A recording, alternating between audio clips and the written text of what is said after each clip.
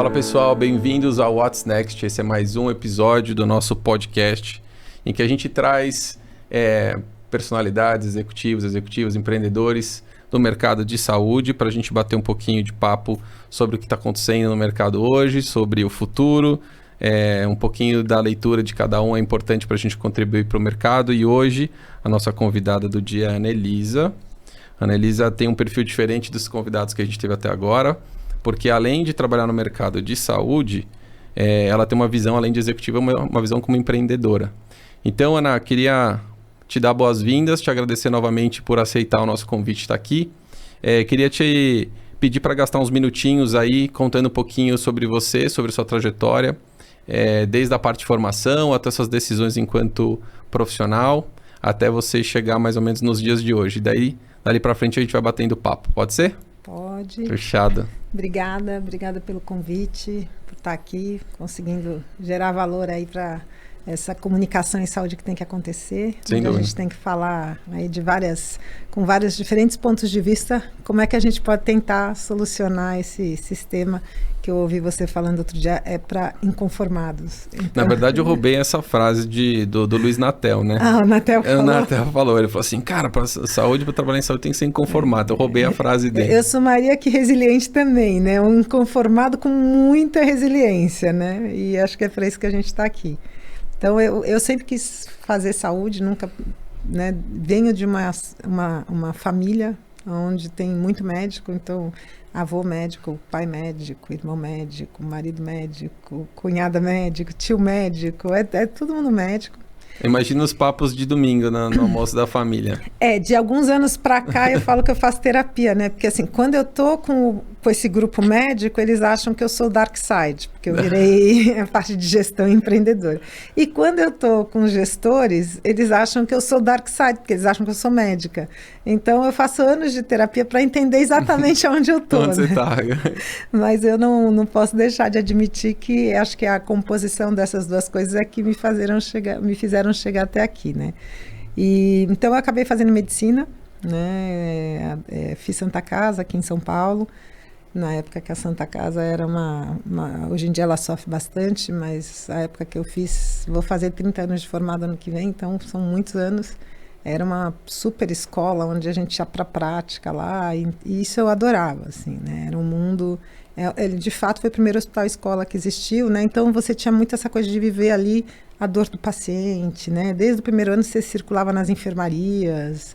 Era uma coisa assim de um conhecimento humano absurdo, né? A gente não tinha nem noção. Hoje, né, com a maturidade você começa a ter noção de tudo aquilo que você viveu e aprendeu e que foi te formando para você construir o propósito de transformar a vida das pessoas, né? Então a Santa Casa teve muito esse papel na minha vida que eu não sabia, né? E claro que com a maturidade isso vai consolidando em você.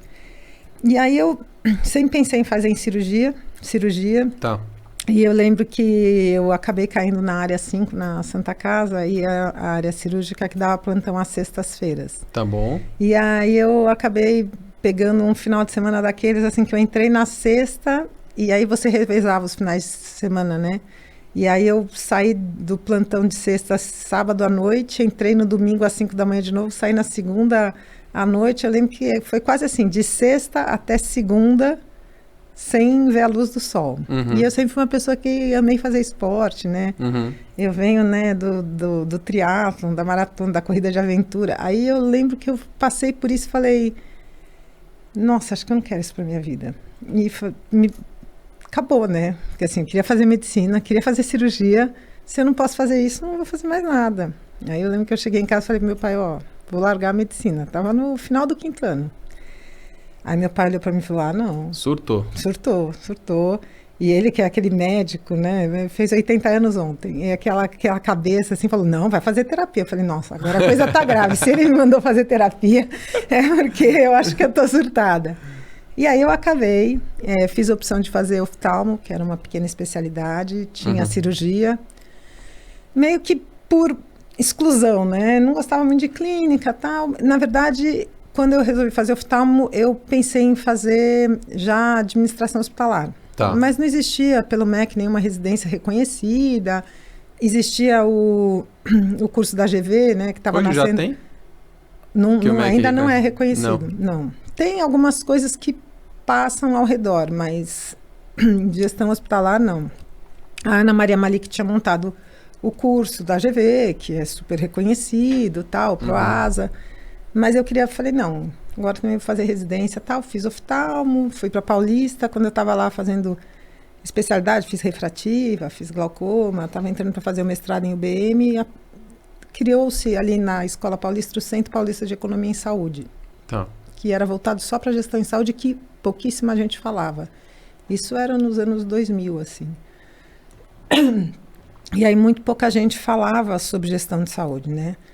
E entrou e eu fiquei interessada, era um mestrado stricto sensu à época, e eu falei, vou fazer. Foram 2 anos, acabei fazendo a tese, e eu estou contando isso porque isso fala muito da minha formação e por que eu empreendi onde eu empreendi.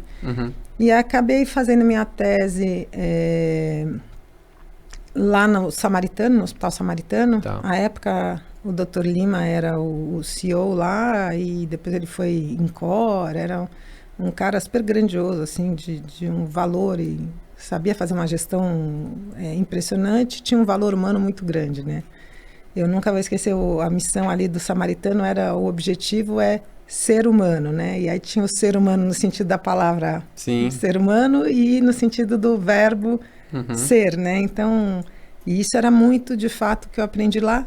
E a minha tese já foi pensando assim, comparar o uso de recursos em saúde, como é que o médico usava o recurso quando ele entrava no centro cirúrgico e o paciente, ele estava sendo operado e ou ele era pacote ou era fee for service. O modelo de pagamento para o hospital e para o médico era no pacote, que já existia um pouquinho na época, ou no fee for service. E se o comportamento do médico, em termos de consumo de recurso, se alterava em saber qual era a prática que estava sendo financiada aquela cirurgia. E aí, na verdade, imagina, isso 20 anos atrás, obviamente que a conclusão foi, não existia diferença nenhuma, porque o médico não tinha a menor ideia de como era cobrada aquela cirurgia. E existia um desperdício absurdo, não por maldade, mas pela cultura de como você era treinado dentro da faculdade, onde, né, saúde não tem custo, né, porque é assim, né, mas tem preço, né, então o recurso não a gente é treinado como se o recurso fosse infinito e não é, né, então a gente acabou tirando a conclusão que era um comportamento médico, não existia, enfim, e a partir dali eu comecei a falar, cara, assim, não é possível que a gente não comecei a enxergar os buracos que começavam a existir no sistema, né? E comecei a falar, não é possível, né? Tem que existir um modelo sustentável para um sistema de saúde ser saudável, né? E naquele momento, o meu pai tinha um hospital em São Bernardo, que foi até vendido para a Redditor, foi um dos primeiros que a Redditor comprou em São Paulo, chamava Hospital Assunção. Ele tinha esse hospital e eles tinham um home care, que também foi criado em 98, que era uma coisa que em 98 ninguém sabia o que era, né? Eu brinco que na época que eu comecei a ir atuar no home care, e aí o home care estava precisando de ajuda, e eu fui lá, me voluntariei e falei, cara, não precisa me pagar nada, eu preciso aprender a fazer gestão, deixa eu vir para cá e deixa eu ajudar. E fui para o home care e comecei a implantar processo, né? Para mim, eu sempre tive uma cabeça muito processual. E aí, depois do mestrado, comecei a fazer várias coisas. Fazer MBA em gestão estratégica, fui fazer MBA em finanças, fui fazer quase que uma outra faculdade durante uns 10 anos para entender de gestão de fato, para começar a aplicar. Sempre fui muito... Foi curiosidade, Ana, ou foi, assim, necessidade? Eu acho que era assim, eu sempre fui muito inquieta, assim... eu acho que assim, a gente não precisa saber tudo, mas para a gente conseguir contextualizar, argumentar, você precisa saber o mínimo, né, para poder entrar na conversa. Então, eu me sentia, né, em defasagem em vários temas que na hora da gestão ali você tem que colocar em prática. E na faculdade de medicina, a gente é zero preparado para isso, mas zero. E continua sendo zero preparado, né? Por isso... A grade não mudou, né? A grade não mudou. E aí, no máximo, assim, você tem, né, a parte na minha época chamava medicina social, né, que hoje seria toda a parte de atenção primária, enfim, né. Mas em termos de gestão mesmo, a gente não tem nada. Então, acabei tendo que fazer. Acabei fazendo INSPER, acabei fazendo IBMEC, Sampo, fiz um monte de coisa para complementar minha formação. Fiquei lá no Home Care organizando e também tinha muita curiosidade nessa parte de gestão de qualidade, gestão de processo. Acabei virando auditora do IQG, né, auditora da Joint Commission. Aí o IQG trouxe o modelo canadense para o Brasil. Acabei também sendo... E para mim isso era ótimo, porque eu aprendia demais auditando os lugares, né? Para mim foi um... Eu descobri que era um modelo de aprendizado muito bom, né? Eu auditava hospital, auditava laboratório, auditava a clínica de oncologia, auditava...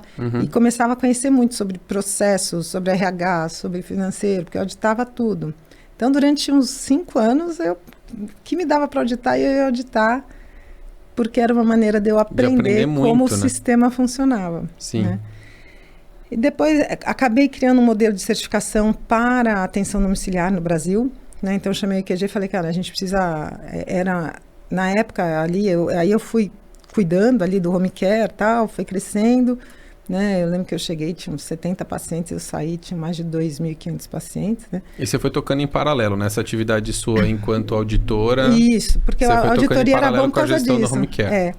E ainda fazia oftalmo, né? Eu tinha um serviço de oftalmo em São Bernardo, tinha um serviço, eu trabalhava pra caramba, trabalhava de segunda a sábado, o tempo todo, mas assim, eu estava curtindo essa coisa de desbravar a gestão na saúde. E né? estava fazendo triatlon nessa época. Fazia triatlon. Dorme bem, né? Dorme bem. Deita e capota, né? E aí, eu lembro que eu acabei certificando a empresa lá, eu criei um modelo junto com a Ônico QG de certificação para home care, até para tentar criar uma barreira de mercado, porque home care não é regulamentado até hoje, não tinha barreira de mercado, então a gente acabava entrando muita gente e canibalizando o sistema ali de atenção domiciliar. E quando eu fiz isso, eu tive que sair da empresa porque os sócios, eles tinham um acordo entre eles que filho de sócio, eles eram 6 sócios, não podia fazer gestão, né? Só podia trabalhar como médico nos ativos ali que eles tinham. E aí eu acabei indo para uma multinacional que tinha chegado, como eu certifiquei a empresa com nível de excelência, me chamaram para ser vice-presidente lá dessa franquia americana que tinha chegado, para fazer o mesmo processo lá. Aí eu entrei, fiquei uns 8 meses, e acabei saindo, porque existia muito conflito, assim, eu como diretora técnica e operacional, acho que, e como médica, né, tem esse ponto ético muito grande, sempre tive, né, tipo, não dá pra gente implantar um paciente, eu lembro que eu visitava todos os pacientes numa casa que, você não consegue passar uma maca se o paciente parar. Então, coisas desse tipo, acabou conflitando, saí, criei uma consultoria, e comecei a fazer consultoria para o mercado de saúde, junto com a auditoria e tal. Tá. E, inclusive, para o home care do meu pai, eu comecei a fazer a consultoria para eles de gestão estratégica e tal, porque eles não tinham. E, paralelamente, a construir um modelo na época, de coordenação de cuidado. Não chamava coordenação de cuidado, a gente chamava disease management ali, né? Era muito mais estratificar risco de pacientes crônicos e acompanhar. Tá. Não tinha uma coordenação, uma navegação, era muito mais criava a linha de cuidado e preventivamente começava a acompanhar. Comecei a fazer isso paralelo, o hospital ia ser vendido, ninguém queria muito home care, era um patinho feio assim, por conta muito mais questões trabalhistas, né? A gente trabalhava com mão de obra terceirizada, cooperativa, ainda não tinha o marco regulatório da possibilidade de você terceirizar sem tanto risco.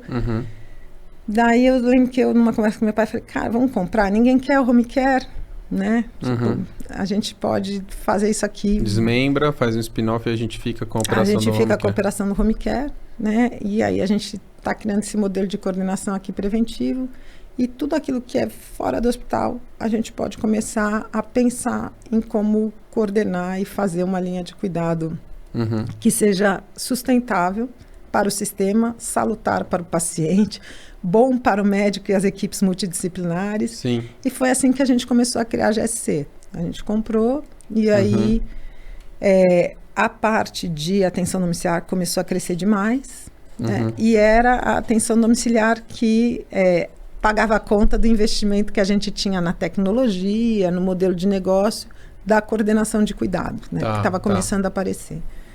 E aí a gente começou mesmo nesse modelo, né? Eu ia muito para os Estados Unidos, né? Foi na época 2008, 2009, do Obamacare. E eu ia assim, 2 vezes por ano eu estava indo lá, conheci um cara lá, um administrador hospitalar que chamava Fred. Conheci via Zap, porque também logo depois a gente montou a Zap, que era a Aliança de Gestão de Saúde Populacional. Né? Eu participei, assim, entrei nos 2 minutos do segundo tempo para ajudar a fundar a Zap. E fiquei presidente do conselho da Zap uns 3 anos para falar um pouco desse modelo. E nisso eu conheci o Fred, que era um cara que abria muita porta para mim lá nos Estados Unidos para eu fazer muito benchmark. Então eu acabava indo e fazia muito benchmark. E foi no momento que as ACOs começaram a existir lá, né? As Accountable Care Organizations, que era esse modelo onde a gente tinha uma lógica de conectar prestadores de serviço para cuidar de carteiras no modelo capitation e distribuir o resultado entre aqueles que estavam conseguindo reduzir sinistralidade e quem estava fornecendo a carteira. Que parecia um sistema muito bom, né? E que equilibrava os incentivos perversos do sistema. Que era uma lógica de gestão de saúde populacional mais alinhada com a tua visão de mercado. Com certeza, né? E que não ficava só no primário, né? Porque você podia ter ICO só de primário, ICO só de secundário, só de terciário, ou uma ICO global, como uma Cleveland Clinic, como uma Mayo Clinic, etc. E tal. E isso aqui no Brasil era uma coisa que ninguém conseguia nem pensar. E aí, como a gente já tinha criado um modelo de estratificação, um sisteminha, né? A gente era uma empresa de saúde, mas a gente se atreveu a desenvolver software ali para fazer estratificação de risco e começar a acompanhar esses pacientes em linha de cuidado. A gente comecei a falar, faz sentido, de repente, a gente conectar aqui, né, consultórios de atenção primária para incrementar ainda mais o nosso modelo, que fica muito no reativo, né? Então, vamos ser um pouco mais proativo no sentido de encaminhar esses pacientes para médicos que entendam esse modelo e que possam trabalhar dentro de uma coordenação multidisciplinar sem necessariamente estarem todos no mesmo lugar. Ou seja, você plugou uma atenção primária mais coordenada usando o software e a capacidade de gestão em processos que já tinham desenvolvido, que era na lógica que nasceu dentro da GSC, olhando mais o serviço de home care. Exatamente. Que é basicamente pós-agudo, saiu do hospital, eu cuido da pessoa quando ela está atendimento domiciliar, etc. Esse aprendizado aqui, de processo do pós-alta, né, onde a gente tinha equipe multidisciplinar, que no home care vai para casa do paciente, médico, nutricionista, fisioterapeuta, psicólogo, TO. Você tem que coordenar isso fora do seu ambiente, dentro da casa. É um desafio absurdo o home care, né? Você coordena isso dentro da casa do paciente, então tem todos os limites. Mas a gente era, para funcionar, para a gente ser uma empresa como a gente era, né? Uma empresa de home care eficiente, que foi crescendo, tendo qualidade, processo era uma coisa assim, workflow, indicador, né? Eu era a rainha do indicador, assim, né, cara, assim. E a gente cascateava, assim, muito isso. E virou cultural isso dentro da empresa, né? Então, todo mundo tinha o seu indicador para cuidar, que ia impactando na cadeia de valor inteira do atendimento ao paciente. E isso foi criando uma cultura, de fato, da gente ter uma qualidade muito alta em termos de entrega de serviço. Então, essa estrutura aqui deu para a gente a capacidade de olhar para um ambiente mais amplo e falar, bom, se eu consigo fazer isso no pós-alta, porque eu não consigo fazer isso com uma população maior. Entendeu?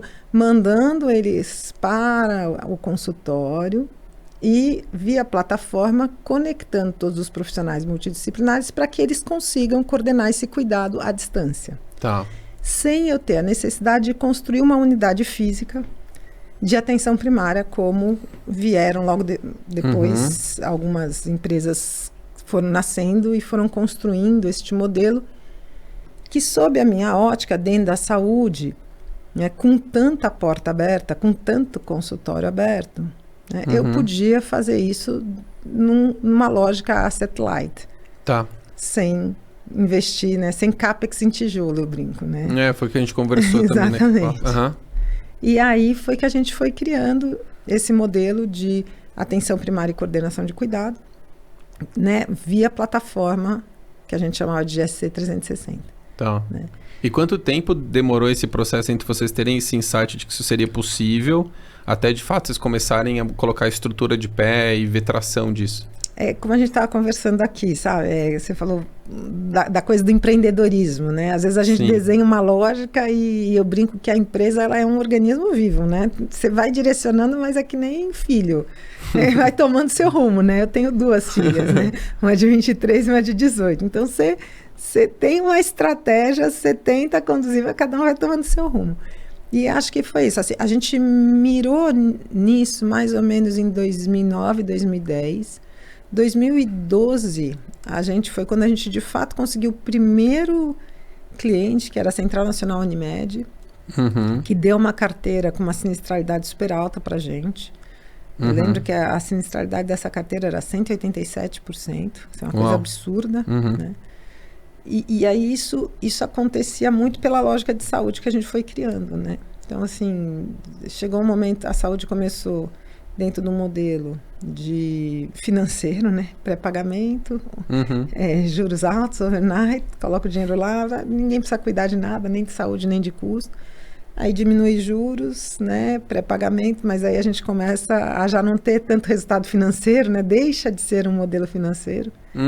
Né? A gente saiu essa semana uma matéria falando da crise das operadoras, né? Dizendo assim, empatou, né? O que salva um pouco é a reserva técnica ter um modelo financeiro ali, né? Então, só que a reserva técnica é um pedacinho. Você imagina que antigamente era todo pré-pagamento, ficava ali.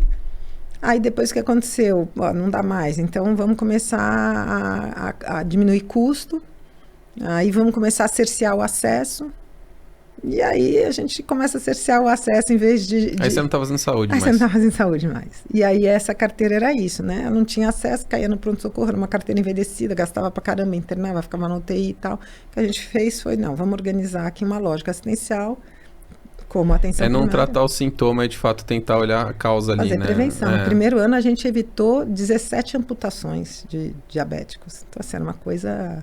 Nossa. Porque a gente, de fato, começou a cuidar, né, dessa população. Então, em 2012 entrou a primeira carteira, que começou a dar resultado. E aí é um pouco isso, né? A saúde tem isso. É igual Santo Tomé, né? Precisa ver para crer, né? Então... Quando a gente começou a ter follow-up, ter resultado, o mercado começou a falar, isso faz sentido. Mas vocês pegavam, assim, do ponto de vista prático aqui, com a curiosidade do empreendedor, vocês falavam assim, temos um case legal aqui. Você montava o case, pegava a pastinha, colocava debaixo do braço e falava assim, batia ali, uma operadora, dá uma olhadinha na gestão de carteira que eu fiz aqui para a Central Unimed, olha o resultado que eu tô tendo. Exatamente. Como a gente, era meio cross-selling, né? Porque eu tinha a unidade de atenção domiciliar, né?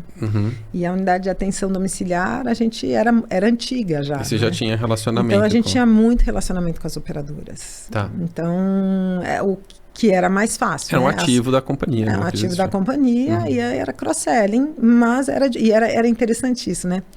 Porque hoje a gente fala de ecossistema de saúde, integração, de cuidado todo. E eu acreditava muito nisso, eu comecei vendendo assim. E, de repente, as operadoras falavam assim, não, assim, você está vendendo home care, que é o pós, e você está vendendo pré, assim. Então, na verdade... É um conflito. Porque você vai pegar aqui, vai internar, vai jogar para você... Não, é o contrário, né? Eu não quero isso aqui, né? Me dá a carteira que eu vou evitar que o paciente chegue lá. Agora, se um paciente chegar, eu já tenho ele dentro do meu sistema e eu posso cuidar. E aí foi engraçado porque chegou um momento... Foi difícil provar essa tese? Foi super difícil. Chegou uma hora que eu separei as empresas e o comercial. Tipo, quem vai na operadora não fala do home care. Assim, era meio nesse nível, assim. Porque são coisas completamente diferentes. E aí o mercado foi entendendo que fazia sentido. Então, assim, 2012... Eu acabei em 2014 separando o comercial, em 2016, 2017, que o mercado começou a entender que existia uma lógica de horizontalidade de cuidado, de coordenação de cuidado. Eles começaram a falar, não, pode ser junto, faz sentido ser junto, né? Porque é isso, né? Acesso, horizontalidade, coordenação, né? E a gente falava, dá a carteira pra gente, eu tenho 4 indicadores aqui que eu vou cuidar para você, que essa carteira vai diminuir passagem em pronto-socorro, vai diminuir internação, vai diminuir tempo médio de permanência hospitalar e vai diminuir reinternação. né? E com esses 4 indicadores eu consigo gerar eficiência. Eu não precisava ter um arcabouço de indicadores, que era até difícil, né?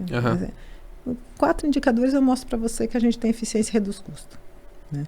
E só que o mais difícil de provar era a urgência do mercado de ter um resultado imediato, que é até hoje, né? Sim. Porque é óbvio, né, que essa carteira é o seguinte, até você ativar e engajar, vão de 7 a 9 meses, que é quando você começa a ver o primeiro resultado. E aí você tem que manter o cara engajado ali por 1 ano. E aí tem várias coisas, né? Tem o churn da carteira que é muito alto, entendeu? Porque é o corporativo, né? Tem a questão de não querer ter um investimento antes para depois acontecer. Exato, que é meio dilemático isso, né? Assim, eu invisto na carteira, por exemplo, pega uma carteira aqui com 187% de sinistralidade, faz um super investimento e depois essa vida não tá mais na minha carteira, e aí?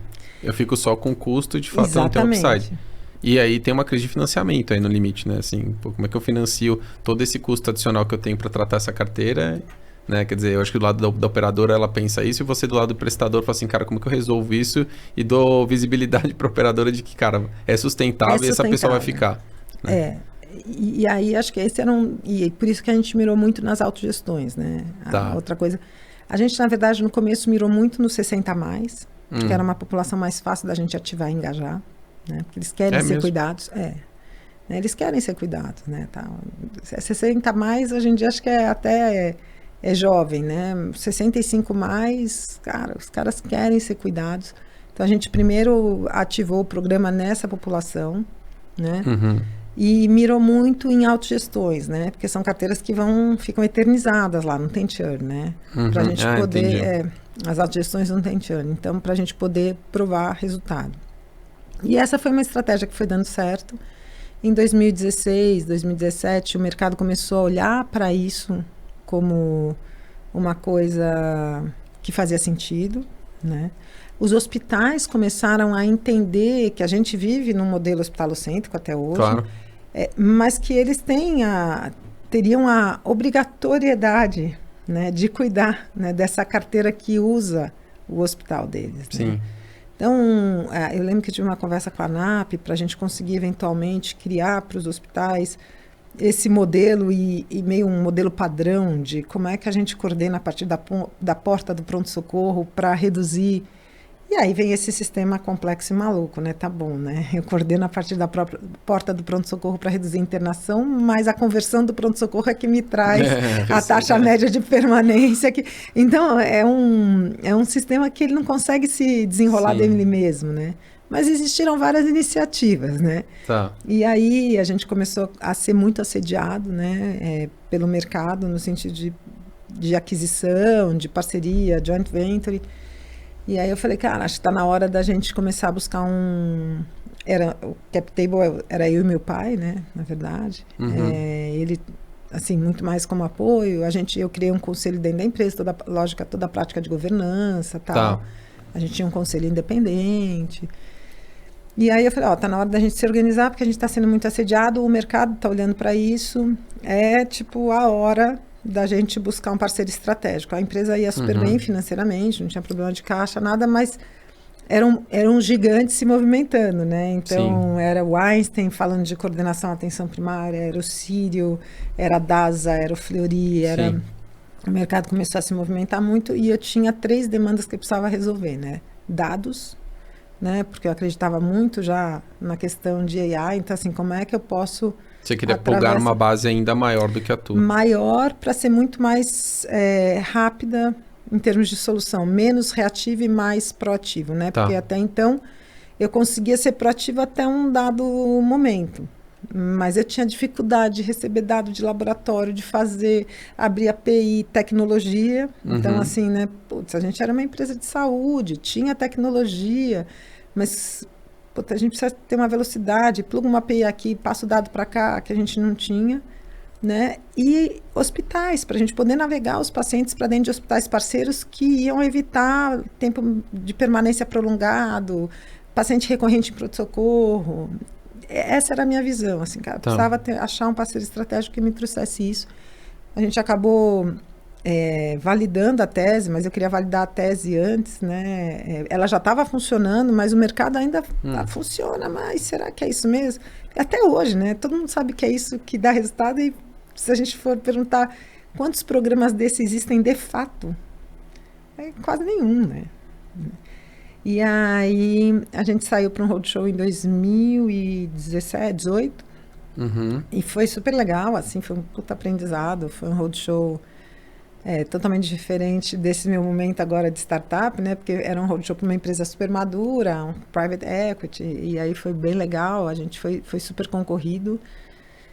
E a gente Como pôde foi escolher. esse processo de se preparar para fazer um roadshow lá 2017, 2018? Cara, foi bem legal, assim, acho que foi bem maduro, assim, a gente foi bem maduro na construção do processo, né? Então, acho que a primeira coisa foi, de fato, eu quis validar a tese, eu chamei, na verdade, a LK, à época, né, a LEC, que é uma consultoria que trabalha muito em saúde, principalmente no Reino Unido, e porque o meu modelo tinha muito do Reino Unido, né? Tá. Assim, essa coisa da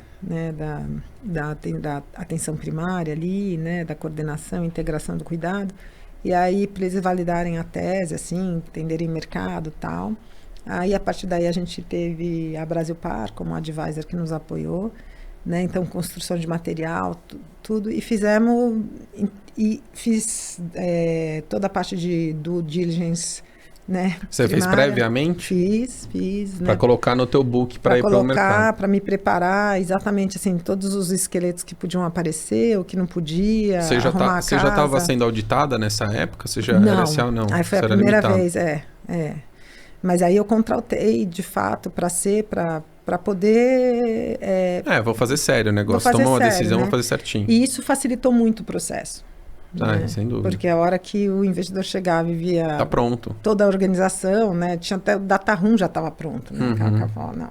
De fato, é uma empresa familiar, não é uma empresa grande, não era uma empresa pequena, mas não é uma empresa... E era super organizada. Então, isso facilitou muito, acho que isso atraiu muito o investidor, né? E aquelas coisas que você tem que ir organizando, sabe, de empresa menor, tipo, separa isso aqui, não tem mais ninguém PJ. Então, a gente foi fazendo isso para poder chegar e não ter muita discussão de valuation, assim, né? Sim, ter pouco passivo para discutir. Pouco escro, tal, que era uma coisa que a gente não queria carregar. E aí, a gente teve... Na verdade, ficaram, assim, para a gente escolher, e eu acho que eu tenho isso como premissa, assim, né, de vida, é sempre fazer tudo para eu poder escolher e não ser escolhida, né? Eu acho Legal. que... E isso eu ensino muito para as minhas filhas. Cara, dá o seu melhor, né? Para quando você chegar lá na ponta, você ter a opção de escolher o que você quer. Né? Porque a opção de escolher te dá uma liberdade, né? A gente sempre vai ter que fazer trade-off, não tem jeito, mas te dá uma liberdade, né, de alma, de poder falar, vou seguir por esse caminho por isso, né? Você não é de fato uma escolha, né? E para mim o poder da escolha é muito grande, né, no andar da nossa jornada, né? Não, representa total a liberdade. Total, né? Então, em qualquer esfera da vida, na verdade. É isso que eu ensino elas assim, cara, em qualquer esfera da vida, né? Sim. Seja independente, né? Do ponto de vista financeiro, do ponto de vista emocional, faça as suas coisas direito, porque em qualquer esfera da vida você poder escolher, eu acho que é libertador. É libertador.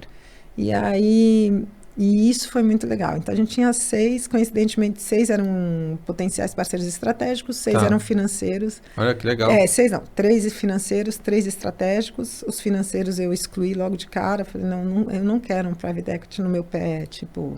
Cobrando meta, mexendo na gestão. Mexendo na gestão. E olhando o número só, né? Porque o estratégico já vai fazer isso, né? Sim. Se for um só financeiro, aí a possibilidade da sua tese não caminhar é grande. E aí acabei entrando em due diligence com um grupo grande. A gente teve no meio do processo, a gente teve uma divergência, porque eu acreditava muito na unidade de atenção domiciliar como uma coisa importante para integração de um ecossistema, de uma cadeia, por conta...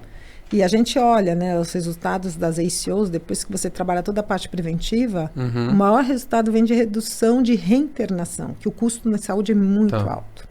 Então, você ter um processo amarrado, já com uma empresa que consegue fazer isso, etc., em termos de sustentabilidade da cadeia, do sistema, é muito importante. E eu não queria fazer spin-off disso. Para mim não faz sentido fazer spin-off num modelo que eu quero trazer para um ecossistema de saúde, onde a roda tem que girar inteira para depois ter que comprar serviço do outro. Eles estavam enxergando mais valor na coordenação inicial ali. Então. É que estava bem... Era uma época onde essa fala de coordenação, navegação, era muito hype, assim. Tá. Não, era hype, assim. Todo mundo queria ter isso. Entendi. E a gente tinha isso muito bem feito, né? Então era hype ter, né? Vamos falar que a gente tem o home care, não. E isso trouxe uma divergência, tal. A gente acabou o ciclo de due diligence, e aí eu entrei num outro processo. Aí eu conheci o Pedro e entrei num processo com ele no final de 2018. E ele não estava dentro desse pool de... Foi muito engraçado porque a gente chegou a mandar para a DNA. Só que acho que a hora que eles bateram o olho, eles acharam que era uma empresa de home care. Só. E, deram uma negativa no andamento. E aí eu conheci o Pedro por um outro motivo.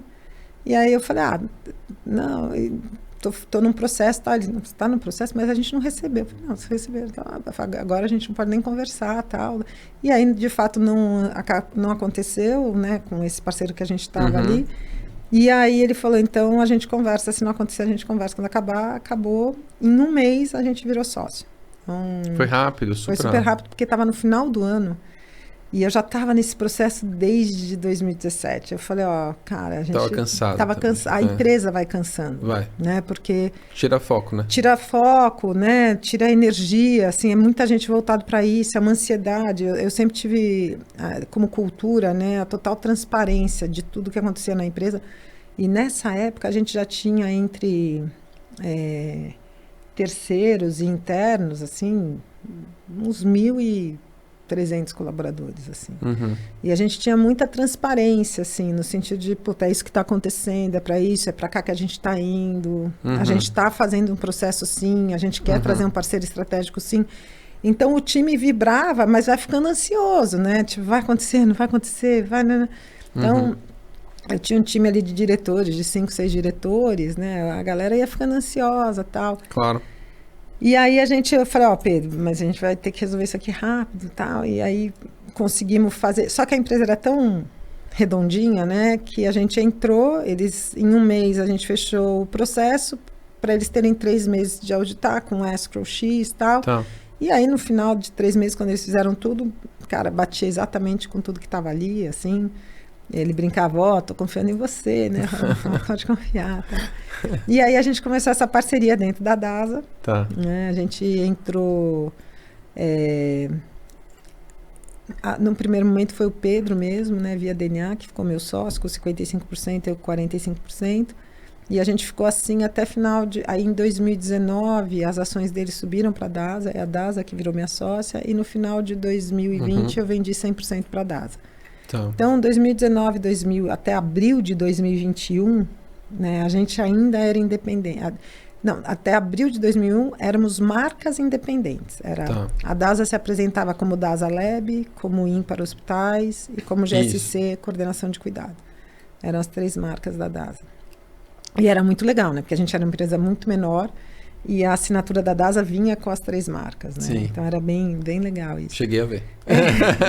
E era legal, porque assim, a gente brincava que a gente era o chip Intel ali, né? Que era a capacidade de trazer inteligência para o sistema, né? Para coordenar, navegar. Intel Inside. A gente falava, a gente era o chip Intel. E só que aí veio a pandemia, telemedicina, um monte de coisa, começou os produtos ali começaram a se misturar, e aí a gente falou, acho que vai ser melhor a gente adiantar, resolver, vender 100%, e isso vira uma unidade de negócio dentro da DASA, até porque já estava num processo de unificação da DASA como um todo, a DASA virar essa visão ecossistema. Uma única marca. E aí foi assim que no final de 2020 eu vendi 100% da empresa, e 2021 eu assumi como executiva a cadeira de... vice-presidente ali vice-presidente, eu não lembro como a gente chamava o cargo, mas era o N1 ali, que era a Cuidados Integrados e Inovação Assistencial. Tá. Então a gente ficou com toda a parte de coordenação, de atenção domiciliar, né, e toda a parte de inovação. Tá. Né, inovação, não a inovação deep tech, né? a inovação de modelos assistenciais, de gestão, de construção de linhas de cuidado, de protocolos, de tentar unir um paciente que é hipertenso, né? Se esse paciente dentro da linha de cuidado tiver um AVC, como é que ele caminha nessa... E se o paciente tiver um AVC, como é que ele caminha de volta nessa gestão de saúde, né? Sim. Como é que a gente pluga, né, na verdade, essa jornada dele dentro de um único ecossistema, né, tentando prevenir, né, e reduzir custo. Né? E foi assim que a gente foi tentando construir, mas aí é muito difícil, né? Não, e aí, acho que assim, tirando qualquer relação com a DAS, acho que toda grande empresa tem um dificultômetro, porque são muitas agendas, muita coisa acontecendo. Como eu falei, assim, a gente acredita que a gente não pode ter o paciente recorrente batendo no hospital. Mas, cara, a gente está com 60% de taxa de ocupação. Assim, como é que a gente acredita que a gente pode diminuir o tempo médio? Mas como é que... Então, assim, não tem culpado. Tem o sistema, ele entrega para a gente hoje o que a gente construiu para ele entregar. É um sistema ineficiente. E ele impõe restrições, né? Ele impõe restrições, ele impõe barreiras, né? Ele tem uma cultura, o usuário tem uma cultura. Então, assim, são muitas nuances para a gente conseguir fazer uma transformação em pouquíssimo tempo. Sim. Né? Eu acho que a transformação vai acontecer porque o sistema vai quebrar. Assim, não tem, tá A gente quebrando. vai falar, então uma falta dessa aqui. O sistema está quebrando. Então, assim, não dá para a gente acreditar que um sistema de saúde, né, que não consegue crescer, que aumentou para 50 milhões. O sistema não passa de 25% da população há anos, né, há mais de 10 anos. Né? Com toda essa verticalização que está acontecendo, né, a gente tem lá 10 operadores que tomam conta de 50% do mercado da saúde suplementar, verticalizando e com 1 milhão de problemas, né? E com 1 milhão de problemas em termos de gestão, em termos de prestação de serviço, em termos de entrega de qualidade, em termos sustentabilidade de financeira. Sustentabilidade financeira, valorização da profissão médica, uma série de coisas. Assim. Então, eu não acho... E isso, para mim, é claro que se não fosse saúde, já tinha morrido. É porque a saúde ela é tão essencial... É tão essencial. Se fosse outro setor, se fosse entretenimento, já tinha ido para o buraco. Já tinha ido para o buraco, né? É porque saúde é essencial mesmo. Né? Então, não dá para desplugar. Né? Mas é um mercado que não cresce pela ineficiência que ele gerou. E ele, na verdade, faz uma autofagia, né? Porque ele se canibaliza o tempo todo, né? Então, assim, né? Uma hora é o prestador, uma hora é suprimentos, uma hora é operadora, uma hora... Exato. E é um jogo de soma zero. Ninguém ganha. Né? Se você olhar hoje dentro do sistema de saúde, quem é que está bem? Né? É só olhar o mercado, a bolsa. Sim. Cara, não tem uma Todo empresa de saúde que está bem. Né? Não tem uma empresa de saúde que está bem. E muito pelo fluxo, pelo modelo que foi criado. Né? E aí, quando eu acabei... A GSC virou essa unidade de negócio, eu fiz a transição e eu e o Pedro, a gente já conversava bastante. Quando eu sair daqui, eu queria olhar para o mercado que não é da saúde suplementar, porque eu acho que a gente tem 170 milhões de brasileiros que dependem do SUS. Que por mais que ele faça, esquece corrupção, por mais que ele faça, em qualquer lugar do mundo, é impossível que um sistema público forneça 100% daquilo que é necessário para a população inteira. Se for na Suíça, o sistema é super bom, mas o secundário e o terciário tem gap. Não tem gap de 3 anos, mas tem gap de 3 meses. Existe um modelo complementar onde o usuário no out of pocket pode consumir aquilo que é gap dentro do sistema de saúde público. E aqui no Brasil não existe isso, né? Ou você está no público ou você está no privado. Né? Não existe um modelo hoje que complemente as duas partes, né? E em algum momento isso vai ter que existir. E por que, historicamente? Eu acho que tem uma questão de regulamentação muito forte, né? Então, a regulamentação hoje é feita pela agência, na verdade, até eu acho que para criar aí proteção para os usuários, enfim, né? Porque durante um tempo não existia nada, né? Então, ela hoje penaliza muito novos modelos. Porque se você entra na regulamentação, né, você é obrigado a entregar o stack da cadeia inteira. Né? Então, basicamente, você se encaixou num modelo ou no outro, né? Para um usuário que paga, né, um ticket dentro de uma lógica de um mutualismo. A lógica do mutualismo vem da regra, né, vem a exceção, é que você... É igual seguro de carro, né? Você usa na exceção, você não usa na rotina. Exato. Agora, quando você cria um modelo de negócio dentro de uma lógica de mutualismo, onde você é obrigado a fornecer tudo para todos o tempo todo, não se sustenta. Né? Então, como é que a gente pode, na verdade, criar, né, um padrão de regulamentação que seja mais acessível, que crie, né, um modelo, um sistema de maior acesso, né? E aí eu acho que é uma questão cultural hoje, é uma questão até de Brasil mesmo, né? Porque se a gente cede daqui, a gente perde né? O cliente final hoje é muito sofrido também, né? Com toda essa regulamentação que existe, ele continua à mercê da sorte, né? Eu tenho um exemplo que eu tenho funcionário em casa, aí eu pago uma operadora de saúde para os funcionários, que é uma operadora verticalizada, né? Tá. Mais simples. E aí, a filha da minha funcionária, que tem a idade da minha filha mais velha, 23 anos, joga bola profissionalmente. E a minha filha joga handball. Em julho do ano passado, na mesma semana, as duas jogando, né? Uma jogando pela faculdade, outra jogando, romperam o cruzado. Tá. Na mesma semana, as duas romperam o cruzado.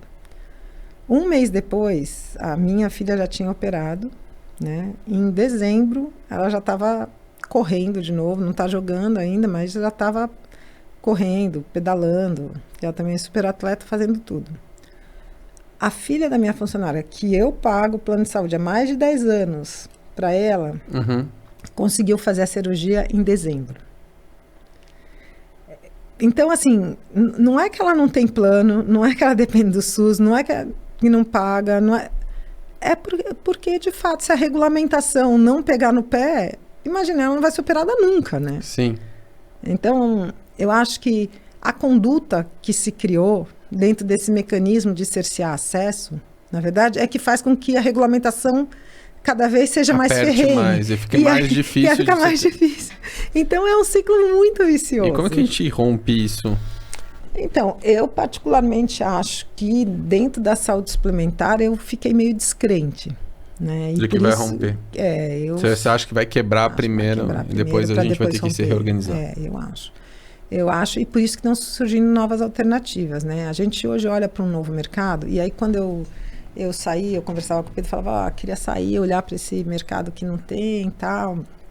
E aí ele falou, então vamos montar uma filantropia. Eu falei, não, filantropia não rola, assim, até porque eu não sou do terceiro setor. Já começar uma coisa no mercado que a gente conhece, mas não conhece ali... eu sempre trabalhei na saúde suplementar, B2B, Sim. né? Tipo, você tem que olhar para o mercado B2C sem ser saúde suplementar, aquele usuário, né?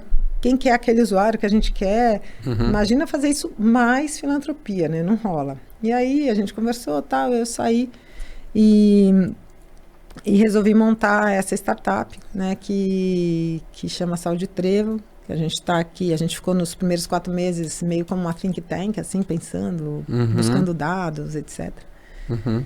E o Adam, que está como meu sócio, na verdade, eu conheci quando eu virei sócia do Pedro. Tá. Ele ia para DNA. Você comentou que ele foi executivo também na época que você estava lá também como executivo. Ele veio para a GSC como meu CFO. Tá. Né? Eu queria até, a gente conversou muito, ele veio do mercado de private equity, aí ele estava indo para a DNA, quando eu virei sócia do Pedro, eu falei, putz, queria uma pessoa para tocar aqui, que eu ia trocar mesmo. Aí falou, nossa, conheci um cara bacana demais, tá vindo aí para a DNA e tal, e eu e ele nos conhecemos e a gente teve uma super sinergia, assim, falou, vamos você quer vir para cá ser meu CFO? De repente a gente trabalhava, você ser minha sucessão, porque então, eu falo que é um menino, porque tem 35 anos, engenheiro que nem vocês, iteano, super inteligente, gosta de saúde, né? Chegou a fazer medicina, entrar em medicina, fez um pouquinho, saiu, fez alguns meses, saiu. E se encantou ali com a tese, né? Queria entrar numa empresa middle management, assim, para middle market, para conseguir fazer o turnaround, e ele me ajudou muito. E aí, no último ano, quando a gente vendeu 100%, que eu fiquei como VP dessa Cuidados Integrados e Inovação Assistencial, ele foi convidado para assumir a área comercial da DASA inteira. Tá. E aí, quando eu saí, ele já tinha concluído ali a amarração que ele tinha que fazer de hospitais, de mudar o modelo de faturamento ali, de comercial da DASA. E aí eu falei, vou sair, vou montar um negócio e tal. Ele estava querendo fazer um sabático. Eu falei, em vez de fazer um sabático, vamos montar comigo? E aí ele resolveu vir. Um belo sabático, ele ia começar uma empresa a trabalhar 16 horas. E aí a gente começou assim, montando banco de dados, entendendo quais eram os gaps, o que existia, visitando prefeitura, né, saúde pública, né, ele nunca tinha vivido isso, assim, então, muitos anos no sistema, né, conheço muita gente, então vai para cá, vai para lá, e para a gente resolver o que a gente ia fazer, né, porque assim, não sei o que a gente vai fazer, né, eu acho que assim, não tinha vontade de montar clínica popular, cartão desconto, cartão benefício, porque eu acho que isso tem um espaço importante, sim. Acho, não desmereço, não. Acho que são teses bem interessantes, mas não ajudam a concluir o desfecho. Não chega lá e acabou, né? O paciente passou aqui, a gente resolveu a dor dele, né? O paciente passou aqui, gastou uma grana e volta para o SUS e fica lá na fila 3 anos. Eu acho que assim, é necessário isso, porque também resolve algumas coisas, mas uma grande parte da população volta para o SUS porque não tem como acabar a solução. Por ali. E aí a gente ficou pensando, né? Então, como é que a gente podia solucionar? E aí você me perguntou assim, o que vai acontecer com esse mercado? Já existe um novo mercado, né? Então, a gente tem hoje um novo mercado, que a gente está chamando, a gente apelidou de novo mercado, que a gente está chamando de saúde tradicional, a saúde suplementar, a saúde pública e esse novo mercado. Tá. A saúde suplementar, eu acho que rodam ali, e eu talvez fale algum número errado, porque eu tenho isso, né, não sei exatamente, mas algo em torno de 240 bilhões, assim. Quando a gente vai para a saúde pública, né, que atende 75% da população, a gente tem 350, 390 bilhões, mas é 300 alto, mas muito próximo, né, dos 25%, então você vê como é... Exato, mas você vê já o desequilíbrio de financiamento. Exatamente. E quando a gente vai para esse novo mercado, a gente está falando aí que hoje já acontece nesse novo mercado um giro de dinheiro em torno de 190 bilhões. Tá. Já é um mercado grande. Mas caracteriza para a galera que está... O que é esse novo mercado? O que é esse novo mercado clínicas populares, tá. Cartões de desconto, cartões benefício, alguns marketplaces, né, que vendem cirurgia, todos esses serviços hoje endereçados ao B2C, né, que não estão na regulamentação. Tá. Então, basicamente, não é regulamentado. Está no novo mercado. Né? E ele tem um potencial de crescer, pelo que a gente viu, mais uns 140 bi. Ele vai se tornar maior do que a saúde suplementar. Tá. Nos próximos de 2 a 5 anos. Então, é um mercado super endereçável. A questão é que a oferta precisa ser organizada. Porque o que acontece hoje é que os prestadores privados, na verdade, não estou falando dos grandes grupos, né? E os grandes grupos sofrem mais, sofrem menos, mas estão liderando ali as negociações com as operadoras. Tem uma participação do particular, ainda os hospitais muito pequenos, laboratório um pouco mais... Estão endereçando algumas ações para isso, mas não estão muito preocupados. Mas os pequenos, né? E aí isso é engraçado, né? Porque a gente olha para o mercado de saúde, a gente fala, hospitais. Mas tudo hoje, é Redditor, DASA, Apivida, né? Hospital Care. E não é, né? A gente tem um volume de leitos hospitalares hoje ainda muito grande fora das grandes redes. As grandes Sim. redes hoje não compõem 5% dos leitos hospitalares. Uhum. E a gente agora, né, nessa construção de tese que a gente começou a visitar, existem hospitais sofrendo pra caramba, hospitais pequenos, né, em locais menores, de 100, 120 leitos, 80, que não conseguem mais negociar com a operadora, que tem um ciclo de caixa, né, um ciclo financeiro ali super sofrido, porque recebem com 90, 180 dias, são glosados, tem que ter uma estrutura administrativa para ficar recorrendo isso. E os caras estão sofrendo pra caramba e não conseguem acessar esse novo mercado porque eles não conseguiram se organizar para ofertar o serviço para essas pessoas que poderiam, no out of pocket, consumir isso. E isso é tão claro que quando você chega hoje num desses hospitais para comprar, eu vim aqui fazer uma cirurgia de varizes, ou eu vim aqui fazer uma tomografia, o valor da tabela particular dele é muito mais alto do que o valor que ele cobra do convênio. Tá. Porque ele imputa o risco ali, porque ele imputa a oportunidade ali de ganhar alguma coisa. Sim. E isso afasta o usuário. Então deixa eu tentar dar uma resumida aqui, você me fala se eu entendi a tese bem.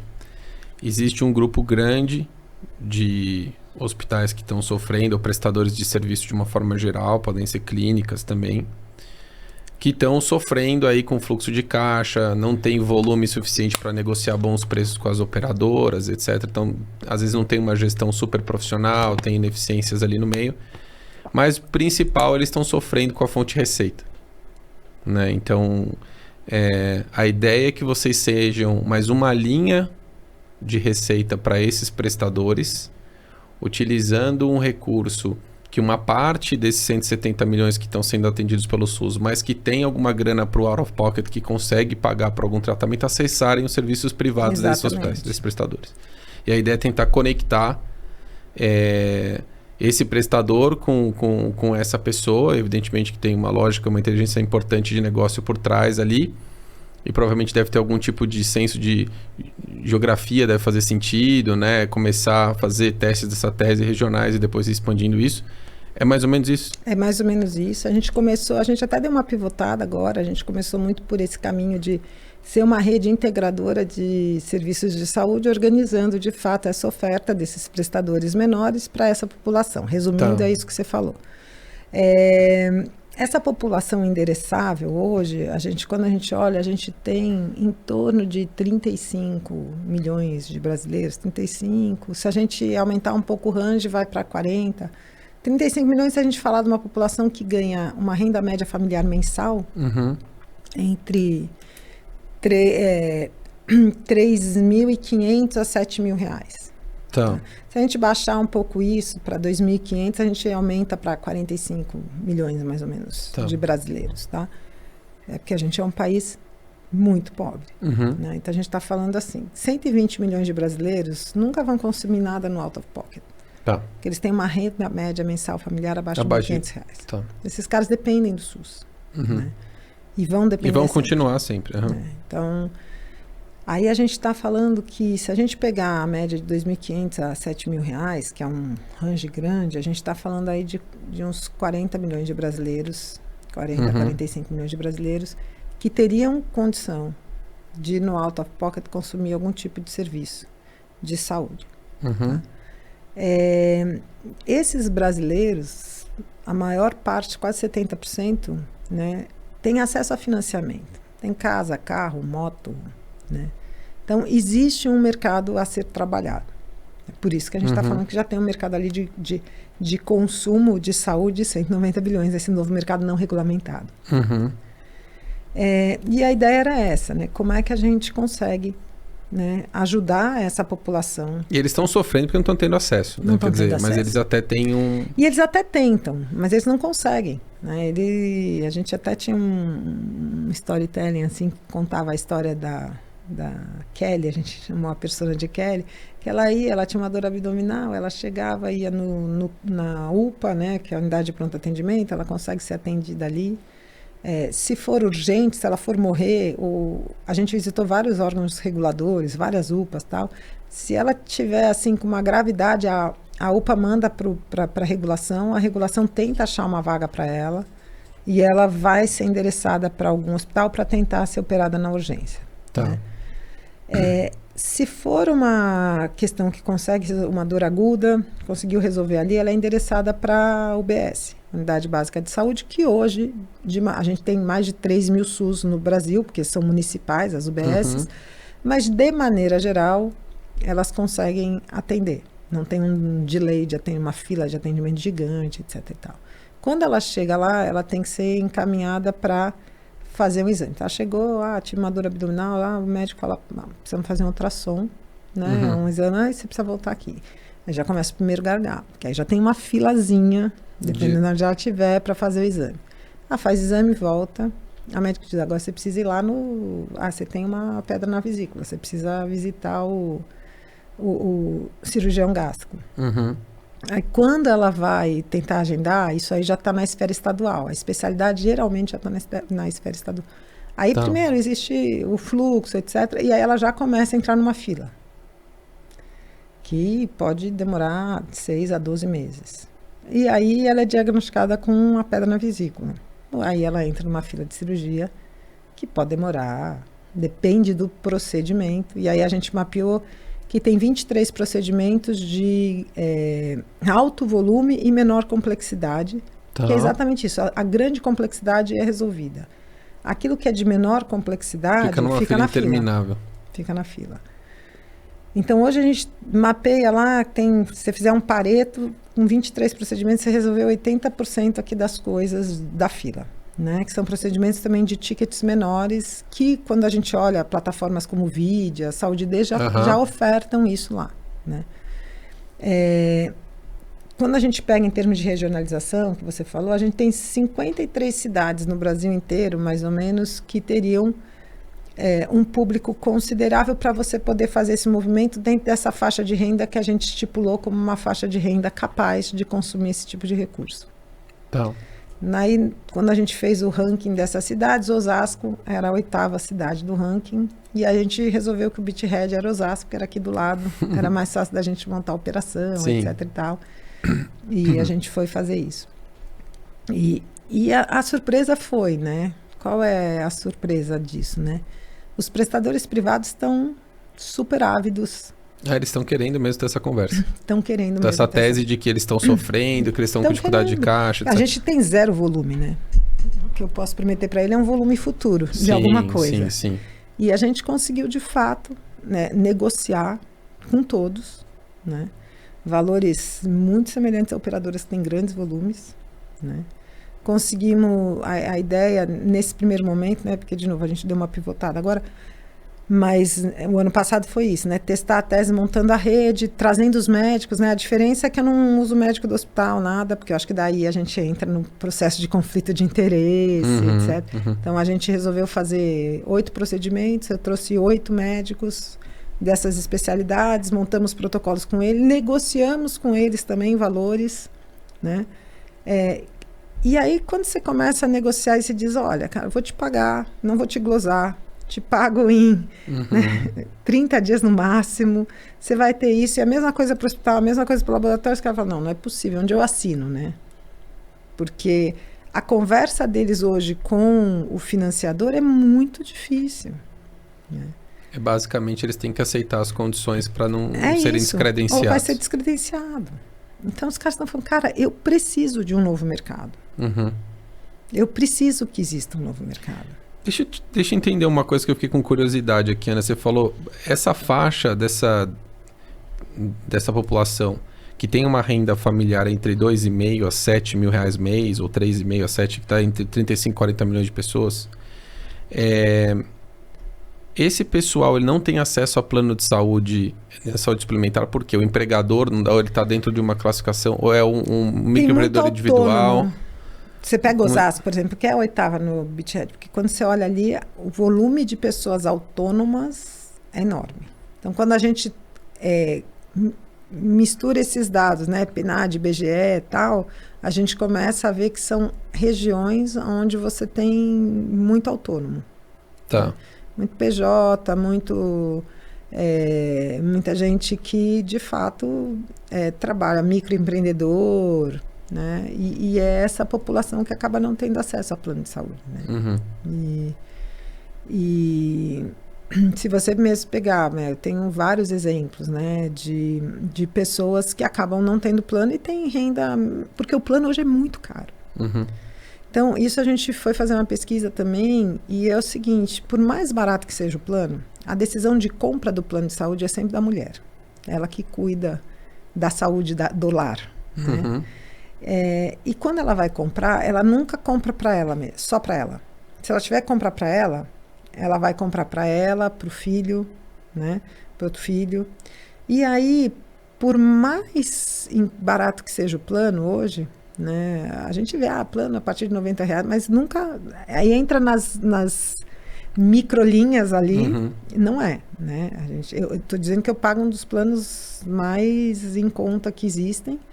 E para funcionário jovem, tem funcionário mais velho, funcionário mais jovem, e sai aí uma criança de 8 anos, R$240, né? É isso aí. Com a mãe, né, vai para 320. Então a gente está falando 2 pessoas, são R$560. R$560, né? Para quem tem uma renda média mensal de 3 mil, sim. Se eu tiver que pagar isso na pessoa física, eu não vou pagar, né?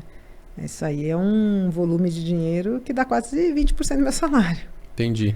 E aí, pensando nisso, eu entendo que o pool de serviços que você consegue prestar nesse novo mercado para essa população também não pode ser de altíssima complexidade, senão você tem um problema de financiamento aqui também. Tem problema de financiamento, exatamente. E aí tem uma questão que você vira um business de risco de crédito aqui também. Exatamente.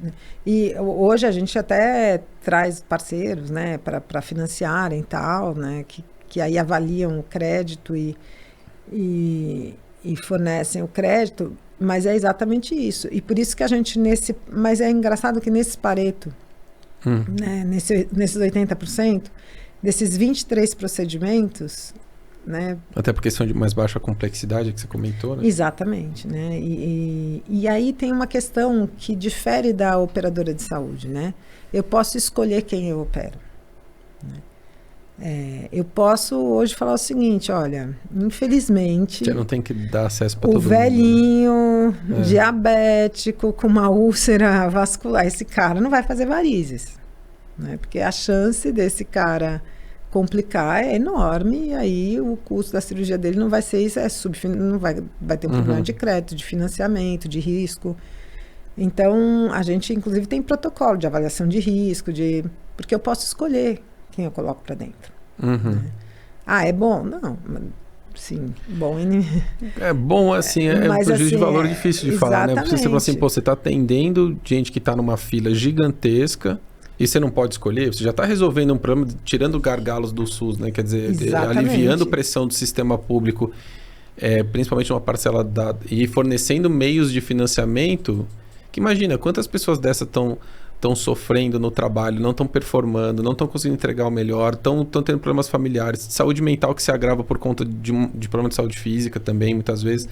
E, poxa, você está devolvendo para essa pessoa mais rapidamente a qualidade de vida dela para poder focar em coisas mais importantes, para dizer, eu não sei, é meio injusto falar assim, mas eu posso escolher. Tudo bem, mas você tem um propósito claro ali. Claro. Eu vou desafogar o sistema em vários meses e vou prover acesso. Aí pode ser que a partir do momento que cada vez sua base vai aumentando, você vai diluindo o risco e aí você pode, inclusive, absorver mais pessoas. Mas nesse momento, não. Mas o ponto também é assim, tipo, cada um tem o seu jogo, né? Quer dizer, tá lá o SUS, existe para prover quando você vai dizer não. E tem a saúde suplementar para quem eventualmente tá dentro do empregador que paga o plano de saúde ou está regulado para pagar. Então, quer dizer... eu acho que resolve um problema muito claro, né? Assim, tipo, é meio difícil fazer juízo de valor, tem vários benefícios em relação ao que está sendo entregue. Então, assim, Não sei quem falaria sobre isso assim, não, mas não tá escolhendo. Tá, cara, mas... Mas não claro, tem jeito, né? Acho que nesse momento... Porque quando a gente construiu a tese, né, os 3 pilares que a gente tinha era assim, cara, o que a gente quer fazer, né? Quer criar um novo mercado, de fato, para os prestadores privados. Eu, como médica, e aí eu acho que essa é a questão, assim, né?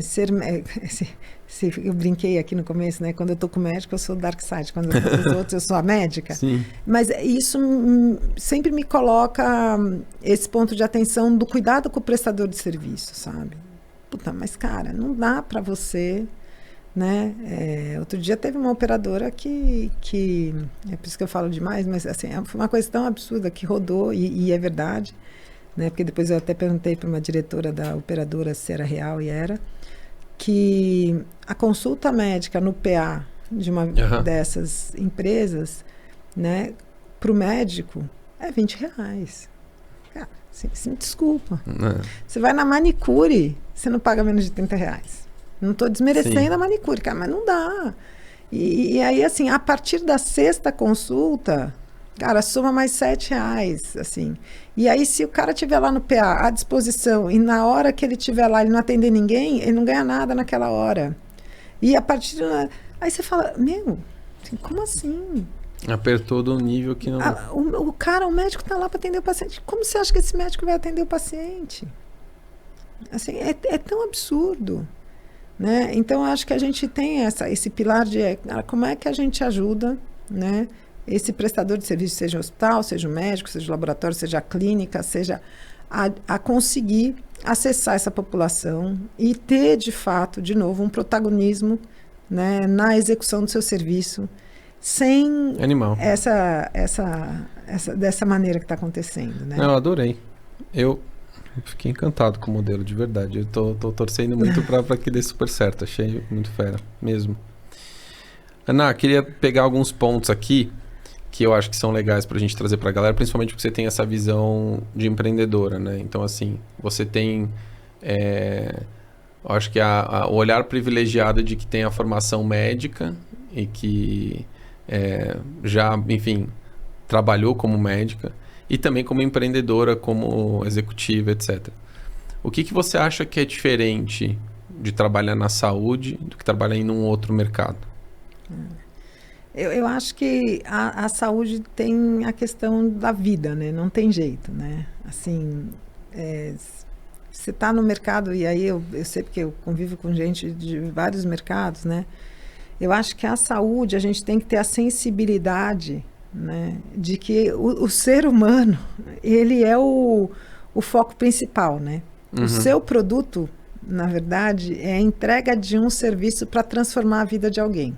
Perfeito. Né? E transformar a vida no sentido sistêmico, né? Não só transformar a vida ou impactar a vida social, etc. Acho que tem ali uma questão de condição, né? De qualidade de vida, etc., que é muito importante, né? Então, eu acho que é um sistema tão complexo por conta disso, né? E que tem uma cadeia de stakeholders, assim, absurda, né? Porque quando você fala, e eu sei, porque assim, e não que seja mais fácil B2C, mas assim, quando você é um prestador de serviço na saúde, você é o B2B2C, né? Porque assim, você vende para uma operadora, que vende o plano para um corporativo, que entrega o plano para o usuário, que é o cara que vai usar o seu serviço, mas que não tem nada a ver com essa cadeia. Então, assim, é muito difícil, né? Porque você negocia com um cara que está tão distante da utilização daquilo que você está entregando.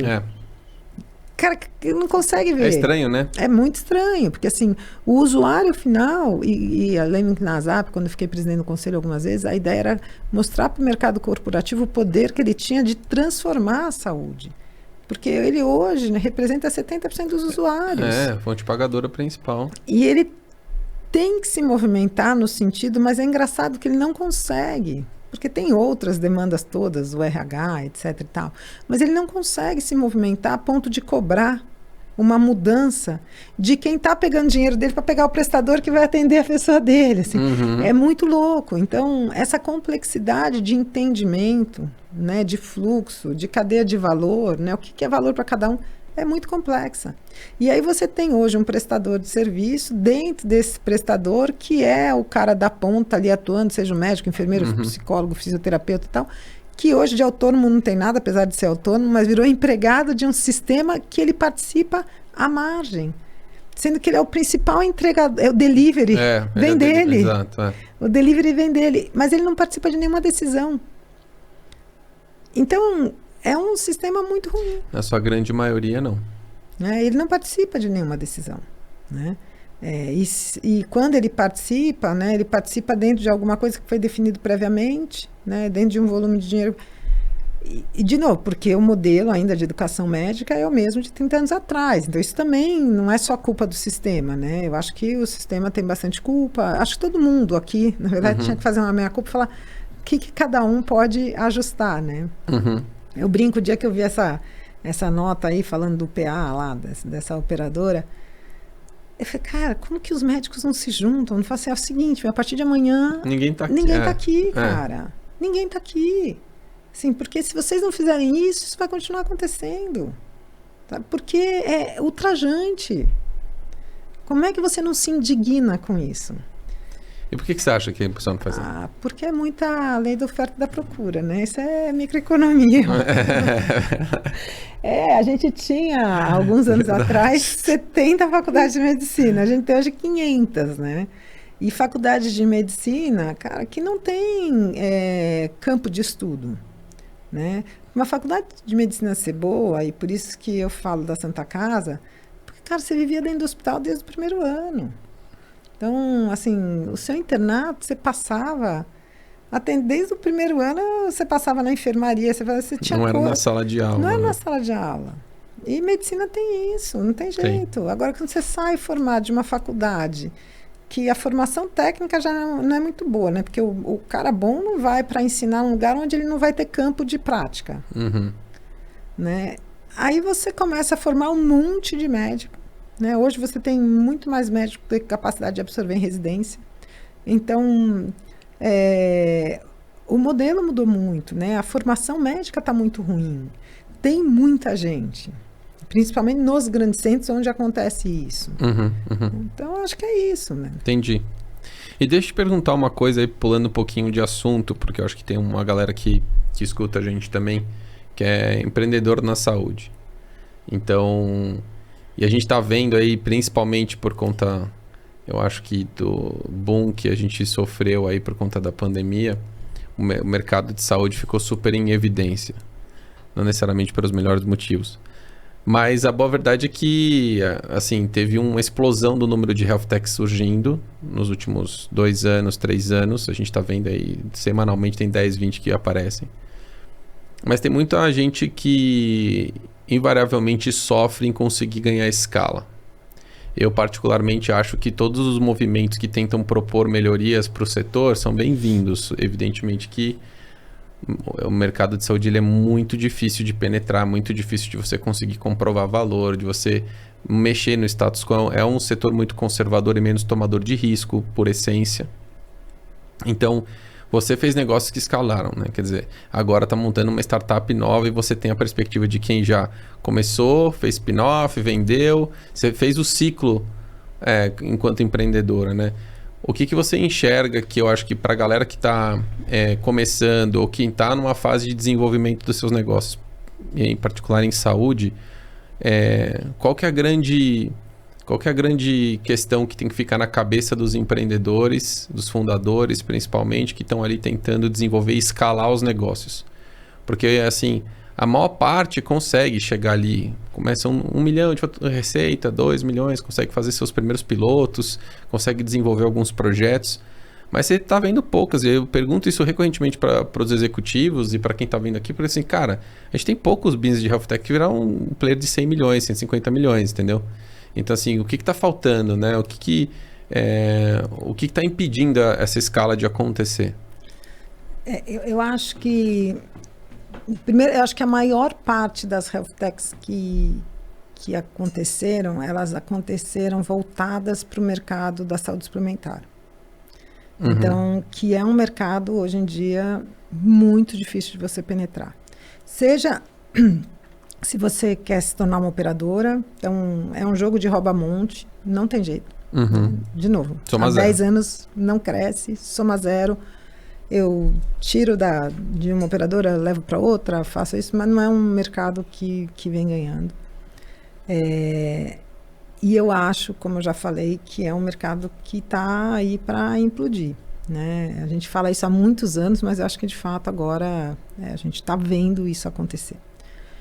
Então, e eu culpo muito a questão da regulamentação por conta disso e a questão cultural nossa. Então, eu acho que assim, você focar no mercado para você ser mais um nesse modelo concorrencial, independente do modelo que você traga, eu acho muito difícil. O segundo que eu vejo, e até eu sou advisor de duas que me pediram, é você vender serviço, né, para essas operadoras de saúde, né, que cada vez estão mais apertadas, né, na compra de qualquer coisa. Né? E elas têm uma miopia, eu acho que muito grande, de achar muitas vezes que aquilo que deveria ser core delas e que elas sabem fazer. E eu vi isso acontecer milhões de vezes. Aquilo que é core delas mas elas não sabem fazer. E hoje elas têm tantas outras coisas para tomar conta que elas não conseguem, de fato, resolver questões de eficiência, né, questões de qualidade, questões de prevenção. E as health techs surgem para vender esse tipo de serviço e ficam batendo na porta das operadoras sem conseguir penetrar. Né? E eu estou vendo isso com duas que eu venho acompanhando, que já pivotaram e para mim o que eu tenho dito é, cara, vamos olhar para um outro mercado, porque esse mercado tem uma barreira para vocês muito grande hoje, que é o subfinanciamento. Eles não têm dinheiro para dividir, a sinistralidade está lá em cima, eles não vão comprar mais nada enquanto eles não conseguirem gerar eficiência, apesar de vocês trazerem eficiência para a cadeia. É aquela coisa do... Eu acho que o mercado de saúde é um mercado, em termos de gestão, muito mal feito. Né? Acho que a gente tem... a gente traz pouca gente, pouco executivo, até porque a gente não consegue atrair, de mercados que se deram muito bem. A gente deveria fazer assim um breakdown para um breakthrough, sabe? Assim, cara, vamos trazer gente. Eu não acho que o mercado tem que ter só executivo de fora. Acho que tem que ter executivo de fora e tem que ter gente de dentro.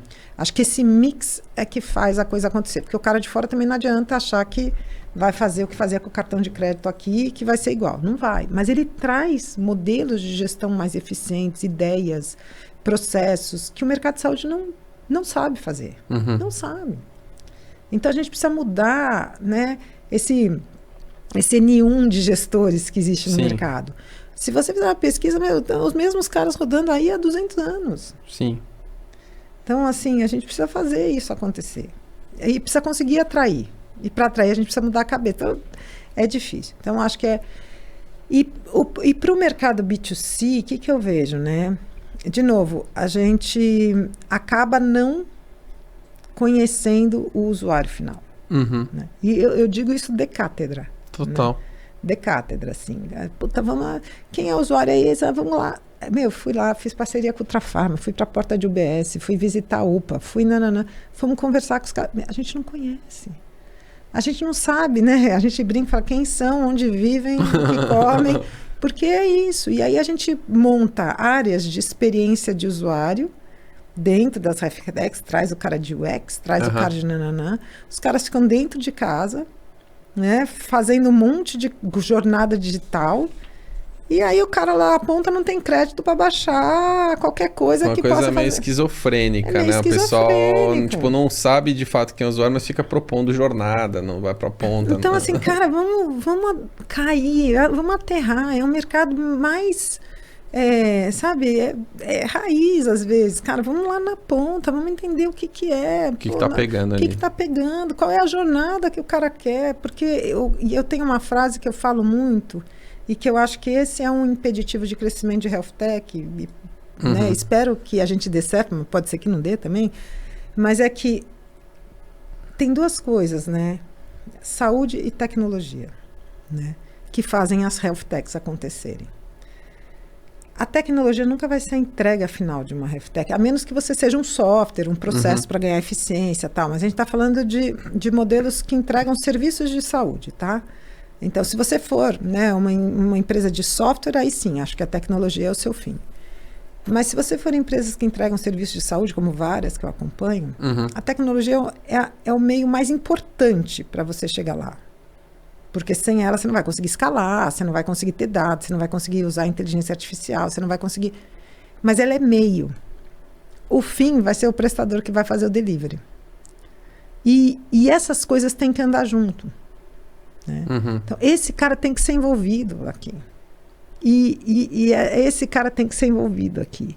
E hoje o que acontece é que existem, num ambiente desse tamanho, pensamentos completamente separados.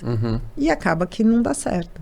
Então, muito bom. Eu acho que assim, tecnologia para mim é a coisa mais importante. Mas numa entrega de serviço, ela vai ser sempre o meio e não o fim. Sim. Muito bom. Nossa, eu anotei muita coisa aqui. A gente poderia ficar muito tempo conversando. A gente está nos nossos minutinhos finais, Ana, mas eu queria terminar contigo com uma pergunta que eu sempre faço para a turma.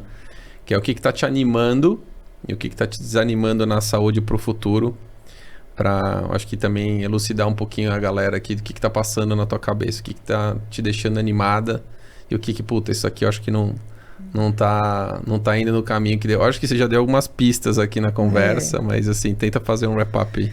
Eu acho que vou começar pelo desanimado para acabar com a boa, para ficar a boa lembrança, né? Então, assim, eu acho que assim, o que me deixa desanimado é pensar assim, na oportunidade que a gente tinha de construir na saúde suplementar ecossistemas maravilhosos que de fato poderiam trazer sustentabilidade para o setor. E pela visão turva e de curto prazo do mercado. E às vezes até de uma ganância excessiva aí, né, de querer colocar o mercado numa expectativa maior do que ele poderia entregar neste momento, a gente não conseguiu fazer. E não consegue fazer, né? Então existe uma narrativa, né, que continua permeando o mercado, mas que não entrega nenhuma acabativa, assim. E é isso que eu falei. Então, quando você ouve, né, quais são as soluções, o que a gente está trazendo, o que você fala, puta, bullshit, de novo, cara, ninguém está falando vez, mais uma vez, cara. Né? Assim, não tô acreditando que eu tô ouvindo isso de novo, né? Não dá para achar que é verdade, né, cara? Que os caras, como é que os caras acreditam no que eles estão falando? Então, para mim, assim, a gente e o que me desanima é ver que passou a fase que a gente tava com a faca e o queijo na mão para fazer isso acontecer. A gente teve golden years, assim, que era possível a gente ter avançado. A pandemia, inclusive, poderia ter trazido para a gente a possibilidade de avançar em modelos mais inteligentes. A gente viu isso e a gente não aproveitou a oportunidade. A gente foi míope. E isso, para mim, é totalmente desanimador. Será que a gente perdeu essa janela? Porque no meio da pandemia todo mundo tentando resolver o BO da pandemia também, né? Mas podia ter saído lá com tanto aprendizado, né? Porque a gente trouxe tanta tecnologia, tanta tele, e não ter virado só mais uma prestação de serviço isolado, mais uma situação. A gente podia ter aproveitado aquilo tudo. Puta, vamos usar os dados a favor do paciente, vamos fazer isso. E a gente não aproveitou. Acabou a pandemia, a gente voltou para o ASIS. Sim. E continuamos lá. Então, para mim, o que me desanima é ver isso, a saúde suplementar morrendo. O que me anima? Boa. É que com isso... Cara, isso traz uma oportunidade enorme para o novo mercado que está surgindo. Tá. Né? Eu acho que o desafio de entender este novo mercado e atingir essa população é o que me faz levantar da cama todo dia. Porque eu brinco assim, eu falei, o dia que eu vender a empresa eu não vou fazer mais nada, tal, né? E aí no dia seguinte eu tinha montado uma empresa, e às vezes eu falo, nossa, mas por que mesmo que eu montei a empresa? Aquele dia que está mais doído, você fala, nossa, mas por que mesmo que eu montei a empresa? E aí eu falo assim, cara, é porque eu acho que a gente tem que, de fato, ser insistente, resiliente em querer deixar um mínimo de um legado onde a gente possa gerar mais acesso, né? Para uma população, cara, que quer ter acesso, que pode ter acesso, mas que não consegue encontrar a porta certa para fazer isso. E o que me anima é falar, porra, nessa crise toda é possível a gente construir uma porta. A gente precisa, né, ter a capacidade, a inteligência e a sorte, porque eu brinco que a sorte segue a coragem, né? A gente tem que ter a coragem de estar aqui tentando fazer. Mas um pouco de sorte sempre é bem-vinda, para a gente poder achar a porta certa, né? Então, eu tenho essa frase que eu falo muito, que também não é minha, né? Mas a sorte segue a coragem, porque eu acredito muito nisso. O empreendedor, ele tem que ter a coragem de estar aqui, acordando todo mundo, todo dia, acreditando que pode fazer diferença, tal. Em algum momento ele tem que ter a sorte mas se ele nunca tentou, ele nunca vai ter a sorte, né? Então, o que me anima é isso, é ver que existe mesmo um novo mercado, um potencial muito grande, um potencial de disrupção disso. E aí a disrupção não é, vamos para Marte. Não, a disrupção é como é que a gente gera acesso, consegue fazer isso, consegue trazer inteligência, consegue ofertar serviço, consegue fazer isso, seja via marketplace, seja via um SaaS que a gente embeda aqui, coloca um SaaS Enable Marketplace, que é uma coisa que eu acredito muito hoje em dia, né? Sim, então, existem maneiras da gente fazer. Né? Muito bom. Pô, fiquei animado também aqui. Depois a gente pode falar mais disso, mas eu fiquei bem animado. Construir a porta, eu acho que essa é a grande mensagem. Se existe uma porta que precisa ser construída, eu acho que vocês estão no caminho. Muito legal, parabéns. Obrigada. Obrigado, Ana, pelo tempo com a gente. Obrigada. Foi pelo ótimo convite. papo. Caramba, tem 1 bilhão de coisas que eu não consegui nem cobrir. Mas eu acho que o papo foi surgindo naturalmente, a gente foi entrando nas conversas e foi muito bom. Eu acho que vai ser um conteúdo especialmente importante para a galera que eu acho que foge um pouco da cabeça tradicional de quem ainda não empreendeu, tá numa visão mais tipo, eu tenho um papel aqui para cumprir, mas eu acho que o empreendedor naturalmente tem essa visão mais abrangente, mais holística, né? Olha o mercado como um todo, tenta fazer várias vezes esse exercício de dar um zoom out, né? Então, acho que você trouxe muito essa perspectiva aqui na tua fala e eu adorei, foi incrível. Obrigado, Ana, pela participação. Obrigada pelo convite, sucesso sempre para vocês. Obrigado. Muito conteúdo sempre à disposição. Valeu, obrigado. Um beijo. Gente, foi isso.